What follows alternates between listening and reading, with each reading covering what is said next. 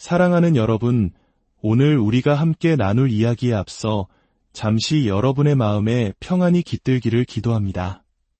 만약 오늘 이 이야기가 누군가에게 작은 위로와 빛이 될 수 있다고 생각하신다면 이 영상을 공유하며 그 빛을 나누는 아름다운 일에 동참해 주십시오. 여러분의 좋아요와 구독은 저희가 계속해서 이러한 귀한 이야기들을 만드는 데 큰 힘이 됩니다. 이 채널을 통해 하나님의 은혜와 축복이 여러분의 삶에 가득하기를 소망합니다. 자, 이제 시작하겠습니다. 우리 마음속 깊은 곳에는 누구나 두려움이라는 그림자가 존재합니다. 실패에 대한 두려움, 사람들의 시선에 대한 두려움, 미래에 대한 막막함. 오늘 우리가 만날 한 남자는 바로 그 두려움의 상징과도 같은 인물이었습니다. 그는 스스로를 가장 작은 자라 여겼고 용기라고는 찾아볼 수 없는 불안과 연약함의 대명사였습니다. 하지만 바로 그를 하나님께서는 선택하셨습니다.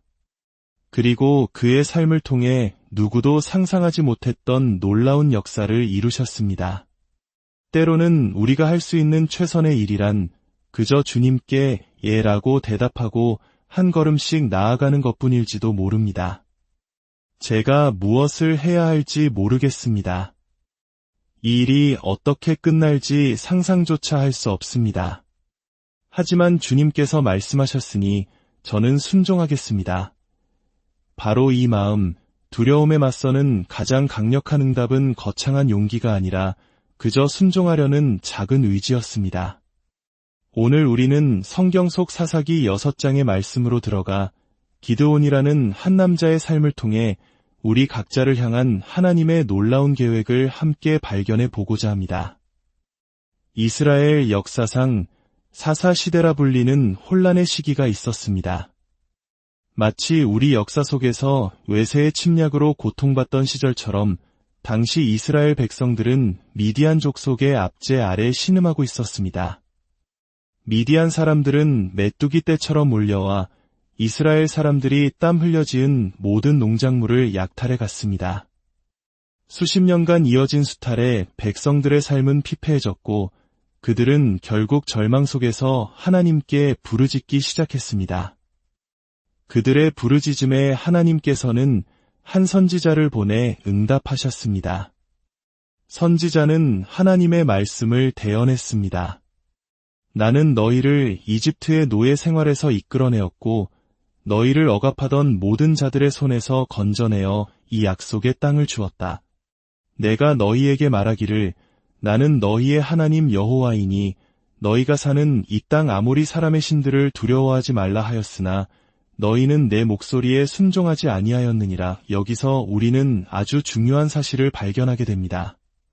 하나님께서는 그들이 우상을 숭배한 것을 꾸짖기 전에 그들이 이방 신들을 두려워했다고 지적하십니다. 왜일까요? 우리의 두려움이 곧 우리의 예배 대상을 결정하기 때문입니다. 입으로는 주님을 찬양하면서도 마음속으로는 가난해지는 것을 두려워하며 돈을 굳게 붙잡고 있지는 않습니까? 사람들에게 인정받지 못할까 봐 두려워 모든 공로를 자신의 것으로 만들려고 애쓰지는 않습니까? 이처럼 두려움은 교활한 주인입니다. 두려움은 자신의 존재를 정당화하기 위해 온갖 정보를 끌어모읍니다. 우리는 종종 우리의 연약함과 두려움을 분별력, 신중함, 혹은 지혜라는 그럴듯한 종교적 이름으로 포장하기도 합니다. 성경 전체에서 가장 많이 반복되는 명령이 무엇인지 아십니까? 바로 두려워하지 말라입니다. 무려 365번 매일 우리에게 주시는 말씀입니다.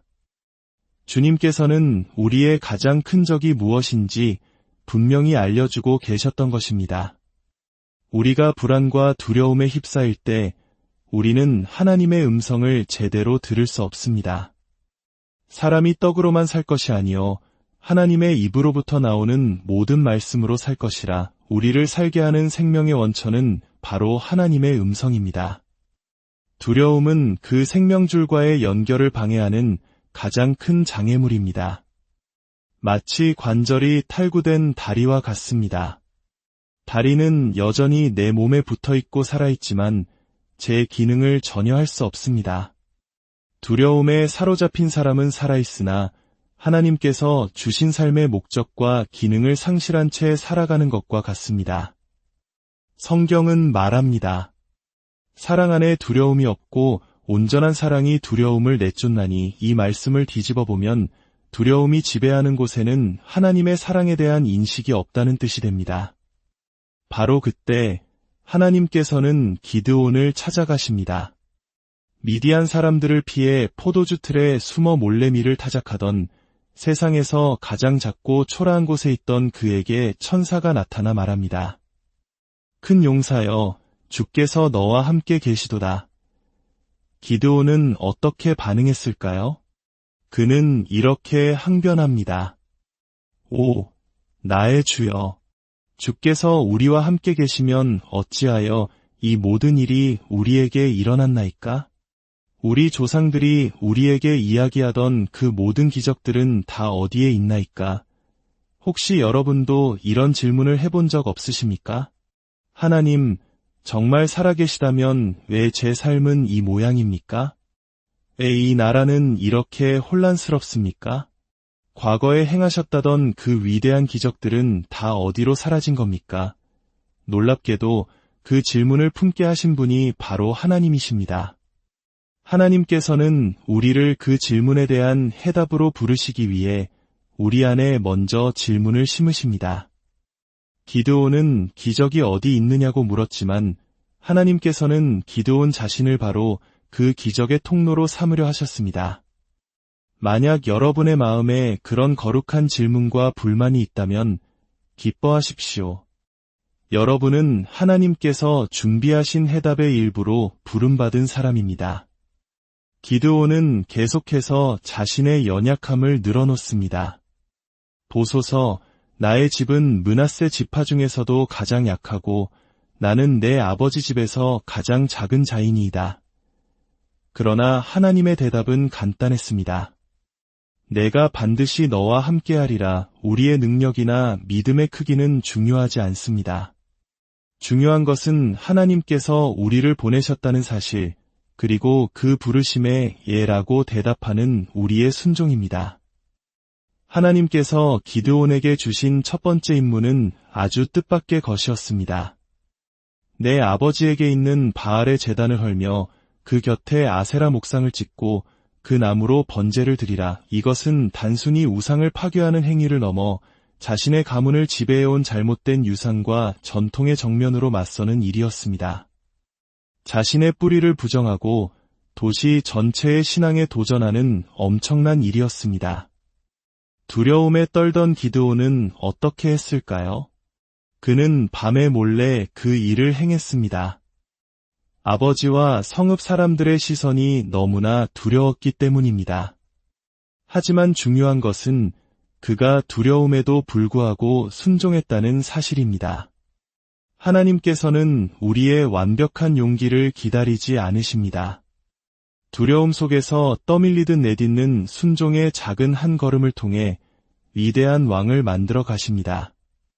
다음 날 아침, 성읍 사람들은 자신들의 신이 파괴된 것을 보고 분노하여 기드온의 아버지 요아스에게 달려왔습니다. 당신 아들을 끌어내시오. 그는 마땅히 죽어야 하오. 그런데 바로 그 순간 기적이 일어났습니다. 평생 바알을 섬기던 제단의 주인이었던 아버지 요아스가 돌변하여 외칩니다. 너희가 바알을 위하여 다투느냐? 그가 만일 신일진대 그의 제단을 파괴한 자를 스스로 벌할 것이니라. 내 아들을 건드리는 자는 아침이 되기 전에 죽임을 당하리라. 아들의 두려움 섞인 순종이 아버지의 잠자던 영혼을 깨운 것입니다. 수십 년간의 어리석음에서 벗어나는 데에는 오랜 시간이 걸리지 않았습니다. 진실의 빛을 보는 순간, 회개하는 그 한순간이면 충분했습니다. 그리고 바로 그때 성경은 이렇게 기록합니다. 여호와의 영이 기드온에게 임하시니 그런데 이 구절의 원어적 의미는 훨씬 더 깊고 놀랍습니다. 그것은 단순히 성령이 그에게 임했다는 것을 넘어 성령께서 기드온을 옷처럼 입으셨다는 뜻입니다. 마치 우리가 장갑을 끼듯이 성령께서 기드온이라는 사람을 통해 당신의 능력을 드러내시기로 작정하신 것입니다. 하나님께 완전히 사로잡힌 인생, 이것이 바로 하나님께서 우리를 통해 이루기 원하시는 삶의 모습입니다. 이제 전쟁이 시작됩니다. 이스라엘 군사는 32,000명. 그러나 미디안 군대는 그 수를 헤아릴 수 없을 정도로 거대했습니다. 그런데 하나님께서는 말씀하십니다. 너를 따르는 백성이 너무 많은즉 하나님께서는 두려워 떠는 자들을 모두 집으로 돌려보내라고 명령하셨고 무려 22,000명이 떠나갑니다. 이제 남은 군사는 10,000명. 하지만 하나님께서는 여전히 너무 많다고 하십니다. 하나님은 그들을 물가로 데려가 시험하십니다. 9,700명의 군사들은 무릎을 꿇고 얼굴을 물에 박고 정신없이 물을 마셨습니다. 그러나 단 300명만이 손으로 물을 떠서 마시며 사방을 경계하는 것을 멈추지 않았습니다. 그들은 전투를 앞둔 전사로서의 자세, 깨어있는 정신을 잃지 않았던 것입니다. 하나님께서는 바로 그 300명을 선택하셨습니다. 하나님께서 원하시는 것은 숫자가 아니라 하나님께 온전히 헌신된 깨어있는 소수입니다. 우리의 재능과 힘이 우리 자신의 영광이 아닌 하나님의 영광을 위해 온전히 바쳐질 때 하나님께서는 그것을 통해 세상을 바꾸는 위대한 일을 행하십니다. 마침내 기드온과 300명의 용사들은 항아리와 횃불, 그리고 나팔이라는 기상천외한 무기를 들고 나가 엄청난 승리를 거둡니다. 그리고 이야기의 절정은 기드온이 미디안의 두 왕 세바와 살문나를 사로잡았을 때 찾아옵니다. 수십 년간 자신의 민족을 괴롭히고 약탈하던 원수의 우두머리들이 그의 앞에 무릎을 꿇고 있습니다. 기드온이 그들에게 묻습니다. 너희가 다볼에서 죽인 자들은 어떠한 사람들이더냐? 두 왕은 기드온을 올려다보며 대답합니다. 그들이 바로 당신과 같아서 하나같이 왕의 자제와 같은 모습이었습니다. 여러분, 이 말이 누구에게 한 말입니까? 두려움과 불안, 자신감 어음의 대명사였던 그 남자에게 한 말입니다. 그의 적들이 평생 왕족으로 살아온 자들이 그의 얼굴에서 왕의 아들의 모습을 발견한 것입니다. 하나님과의 동행 속에서 두려움 많던 한 남자는 자신도 모르는 사이에 왕의 위엄을 지닌 존재로 변화되어 있었던 것입니다. 이것이 바로 하나님께서 우리 각자를 향해 가지고 계신 계획입니다. 세상에 가장 보잘것없는 자, 스스로를 가장 작은 자라 여기는 우리를 부르셔서 당신의 자녀, 즉 왕자와 공주로 빚어가시는 것입니다. 우리가 생각하는 세상의 왕은 막강한 권력과 부를 쌓고 자신을 위해 살지만 만왕의 왕이신 예수님께서 보여주신 왕의 모습은 달랐습니다. 그분은 제자들의 발을 씻기셨고 굶주린 무리를 먹이셨으며 자신의 생명을 내어주셨습니다. 하나님의 나라에서 왕의 권위는 섬김을 통해 나타납니다. 우리는 섬기는 자의 마음으로 다스리고 왕의 마음으로 섬기도록 부름받았습니다. 여러분의 아버지가 누구이십니까? 바로 만물의 창조주이신 하나님이십니다. 그렇다면 고개를 숙이고 패배자처럼 살아가는 것은 그분을 영화롭게 하는 모습이 아닐 것입니다. 여러분이 용서받았다면 여러분은 깨끗한 자입니다. 삶에 여전히 많은 어려움이 있을지라도 여러분은 왕의 자녀입니다. 왕처럼, 여왕처럼 당당하게 살아가십시오. 예수님께서 말씀하셨습니다. 이같이 너희 빛이 사람 앞에 비치게 하여 그들로 너희 착한 행실을 보고 하늘에 계신 너희 아버지께 영광을 돌리게 하라. 우리가 왕의 자녀다운 책임감을 가지고 세상을 섬길 때 그것이 바로 하나님께 영광을 돌리는 가장 아름다운 방법입니다. 아버지 하나님, 우리 안에 교만함이 아닌 거룩한 목적을 지닌 왕의 정체성을 허락하여 주시옵소서.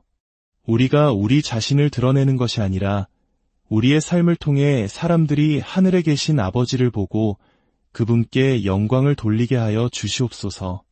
오늘 기드온의 이야기가 두려움 속에 숨어있는 당신에게 찾아가시는 하나님의 음성이 되기를 축복합니다. 당신은 약하지 않습니다. 당신은 혼자가 아닙니다. 당신은 세상에서 가장 존귀한 왕의 자녀입니다. 그 부르심 안에서 오늘 하루도 용기 내어 살아가시기를 예수님의 이름으로 기도합니다.